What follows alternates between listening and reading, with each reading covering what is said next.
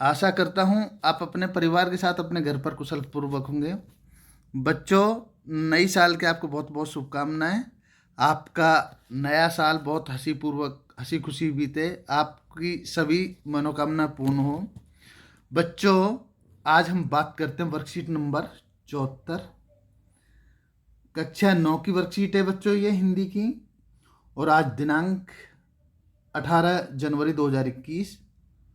बच्चों, जैसा कि हम हमेशा बताते हैं आपको, यहाँ पर आपको अपना नाम लिखना है और यहाँ पर अपने कक्षा अध्यापक का नाम लिखना है। आज का जो पाठ है बच्चों, टॉपिक, वो है मेरे संग की औरतें। बच्चों, जो मेरे संग की औरतें हैं, इसकी पाठ की लेखिका है लेखिका मृदुला गर्ग।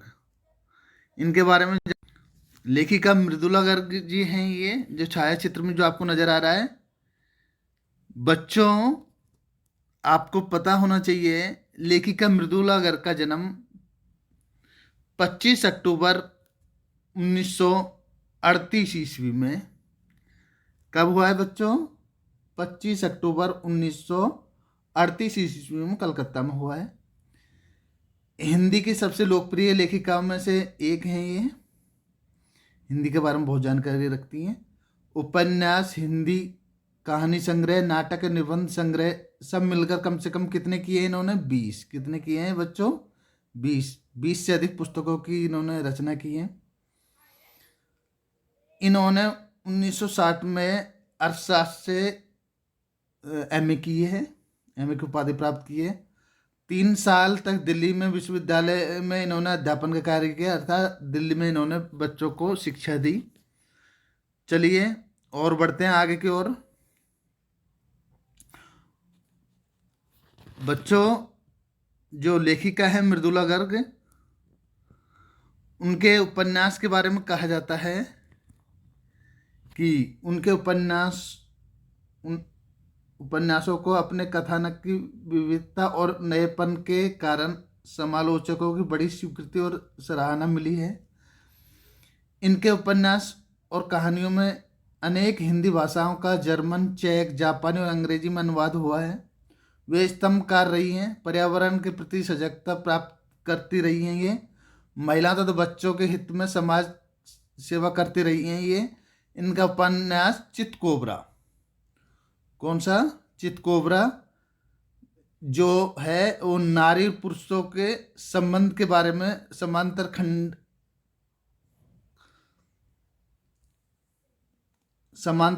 खंडा करने और उस पर नारीवाद या पुरुष प्रधानता विरोधी दृष्टिकोण रखने के लिए काफी चर्चित और विवादपूर्ण भी रहा है। इन्होंने इंडिया टुडे में हिंदी संस्करण 2003 से 2010 तक कटाक्ष नामक स्तंभ लिखा है। किसमें लिखा है? हिंदी इंडिया टुडे में लिखा है, संस्करण 2003 से 2010 तक कटाक्ष नामक स्तंभ, जो अपने तीखे व्यंग्य के कारण खूब चर्चा में रहा है। ठीक है बच्चों, इसके बाद आगे बढ़ते हैं। उनके 8 उपन्यास हैं। उनके हिस्से की धूप, वंशज, चितकोबरा, अनित्य, मैं और मैं, कठगुलाब, मिलजुल मन, वसु का कुटुंब, 11 कहानी संग्रह, कितनी कैदें, टुकड़ा टुकड़ा आदमी, डैफोडिल जल रहे हैं, ग्लेशियर से उपसैन, शहर के नाम, चर्चित कहानियां हैं इनकी, समागम, मेरे देश की मिट्टी, संगति विसंगति, जूते का जोड़, गोभी का तोड़, 4 नाटक, एक और अजनबी, जादू का कालीन। इसके साथ बच्चों इनकी जो हैं 3 कैदें, साम दाम दंड भेद, 3 निबंध संग्रह, रंग ढंग, चुकते नहीं सवाल, कृति और कृतिकार, एक यात्रा संस्मरण है, कुछ हटके कुछ भटके, 2 संग्रह हैं, कर लेंगे हजम तथा खेद नहीं है, प्रकाशित हुए। ठीक है बच्चों, ये तो रहा इनके जीवन परिचय के बारे में। चलिए अब हम पाठ की ओर आते हैं, मेरे संग की औरतें। बच्चों, जो पाठ है मेरे संग की औरतें, उसमें लेखिका मृदुला गर्ग हैं। इनकी लेखिका जो हमने अभी बताया, इनके जीवन परिचय के बारे में बताया। ये पाठ एक संस्मरण है। क्या है बच्चों? संस्मरण। ये परिचित लोगों के संबंधित घटनाओं एवं विचारों का संस्मरण याद करके लिखना ही संस्मरण कहलाता है। संस्मरण के क्या मतलब है बच्चों? अपने परिचित लोगों से संबंधित घटनाओं और विचारों को स्मरण या याद करके लिखना ही संस्मरण कहलाता है। यह संस्मरण कुछ अलग ढंग से लिखा गया है, क्योंकि इसमें आसपास की महिलाओं को केंद्र रखा गया है। किसको केंद्र रखा गया है बच्चों? आसपास की महिलाओं को। इसमें दिखाया गया है कि औरतें परंपरा का पालन करते हुए भी लीक से हटकर कुछ नया करती हैं। क्या कहा है? औरतें जो होती हैं वो परंपरा का पालन करते हुए भी लीक से हटकर कुछ अलग करती हैं। वे अपने विचारों को, कार्यों से स्वयं को मजबूत करने के साथ साथ समाज की भी नई दिशा दे सकती हैं, समाज को नई दिशा देती हैं। लेखिका के परिवार में तथा आसपास कई ऐसी औरतें रही हैं जिन्होंने जिन्होंने उसे निर्भीक स्वतंत्रता और स्वावलंबी बनाने के लिए प्रेरित किया है। लेखिका ऐसी कई महिलाओं को याद करते हुए लिखती हैं। इस तरह की महिलाओं को याद करते हुए लिखती हैं। क्या लिखती हैं? चलिए आगे पाठ की ओर बढ़ते हैं। मेरी एक नानी थी। नानी सबकी एक ही होती है बच्चों, जाहिर है। मैंने उन्हें कभी नहीं देखा। मेरी माँ की शादी होने से पहले ही उनकी मृत्यु हो गई। जब मेरी मम्मी की शादी हुई थी, उससे पहले उनकी मृत्यु होगी। शायद नानी से कहानी न सुन पाने के कारण बाद में हम तीनों बहनों ने खुद कहानियाँ कहनी पड़ी। नानी से कहानी भले न सुनी हो, लेकिन नानी की कहानी जरूर सुनी और बहुत बाद में जाकर उसका असली मर्म समझ में आया। पहले इतना ही जाना कि मेरी नानी पारंपरिक, क्या जाना कि नानी कैसी थी? पारंपरिक थी, अनपढ़ थी, पारदर्शी थी। ठीक है। पति की शादी के बाद तुरंत, जैसे पति के साथ उनकी शादी हुई, तुरंत पति उन्हें छोड़कर बैरिस्टर पढ़ने के लिए विलायत चले गए। कैम्ब्रिज विश्वविद्यालय से उन्होंने बैरिस्टर की पढ़ाई की, डिग्री प्राप्त की, और डिग्री लेकर जब लौटे विलायत से, रीति रिवाज के संग जिंदगी बसर करने लगी। जैसे वो वहाँ से आए तो अंग्रेजी जो जीवन था उसी इस पर अपना जीवन व्यापन करने लगे। नानी के अपने रहन सहन पर उसका कोई असर नहीं पड़ा। वो जिस तरह से रहे कोई बात नहीं, लेकिन नानी के ऊपर उनका कोई प्रभाव नहीं पड़ा। उन्होंने अपनी इच्छा, आकांक्षा या पसंद नापसंद का इजहार पति कभी कभी किया। नापसंद, क्या खाना है, क्या नहीं पीना, किस तरह रहना, उसके बारे में पति को उन्होंने कभी नहीं बताया। पर जब कम उम्र में नानी खुद को मौत के करीब पाया, मतलब बीमार हो गई, 15 वर्षीय इकलौती बेटी जो कौन थी? वो उसकी माँ थी। कौन थी? उसकी माँ की शादी का फिक्र ने इतना डराया कि वे एकदम मुंहजोर हो उठी।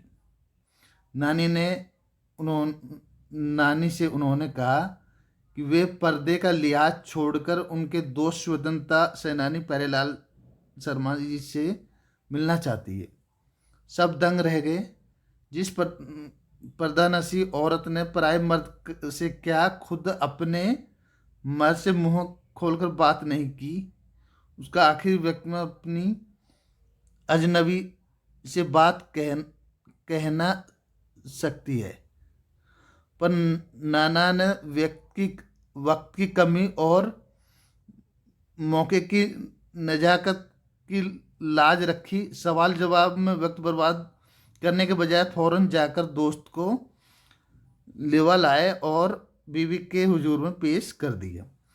ये तो था बच्चों आज का एक गद्यांश, जिसमें से प्रश्न दिए गए हैं, जो कि अधिकतर आपके इसी तरह के प्रश्न आते हैं। अब इसमें सबसे पहले कुछ शब्दार्थ दिए हैं बच्चों, जैसे है पर्दानसी, पर्दा रखने वाली औरत, मुंह और अधिक बोलने वाली, प्राय दूसरे।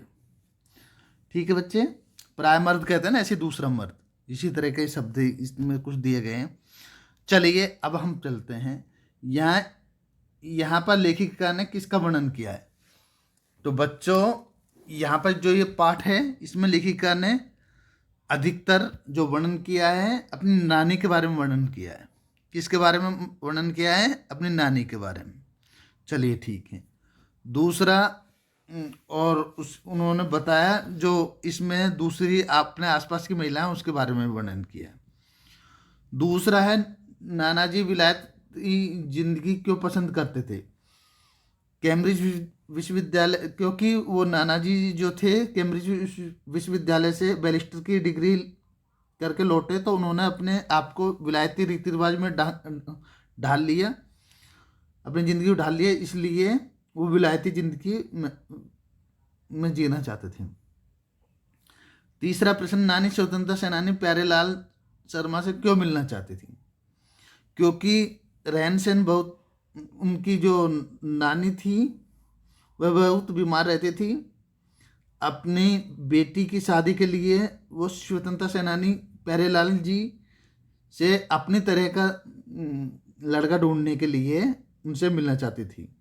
वो देशभक्त लड़का ढूंढना चाहती थी जो एक हमेशा उसके साथ खड़ा रहे, इसलिए इस तरह का एक अपनी बेटी के लिए पति ढूंढना चाहती हूँ। अगला प्रश्न है बच्चों, लेखिका अपनी नानी से कभी नहीं मिली, फिर भी वह अपने व्यक्तित्व से, उनके व्यक्तित्व से प्रभावित थी। ऐसा क्यों? क्यों? क्योंकि वह उनके व्यक्तित्व के बारे में अपनी माँ से सुना करती थी, जान चुकी थी। उनकी नानी पारंपरिक अनपढ़ और पारदर्शी औरत थी, लेकिन उसके साथ साथ वो हिम्मत वाली थी, कभी भी किसी से डरने वाली नहीं थी, हमेशा अपने बच्चों को खुश देखना चाहती थी। चलिए इस गद्यांश के आधार पर नानी की विशेषताएं लिखिए। पारंपरिक थी, अनपढ़ होते हुए भी पारदर्शी थी, ये रीति रिवाज को मानने वाली महिला थी, साहसी और देशभक्ति थी। ठीक है बच्चों, अगला प्रश्न है इसमें छठा अंतिम प्रश्न है, प्रस्तुत गद्यांश की सहायता से अपनी नानी की या दादी के संबंधित किसी घटना को लिखिए। तो बच्चों ये आपसे संबंधित है, आप अपनी नानी या दादी के बारे में कोई अगर आपको कुछ जानकारी है तो उसके बारे में परिचित कर, आपको जानकारी लेकर आपको एक एक्टिविटी करनी है। आशा करता हूँ मेरे द्वारा बताई गई जो वर्कशीट है आपको समझ आई होगी। आपको दिन शुभ हो। थैंक यू, धन्यवाद।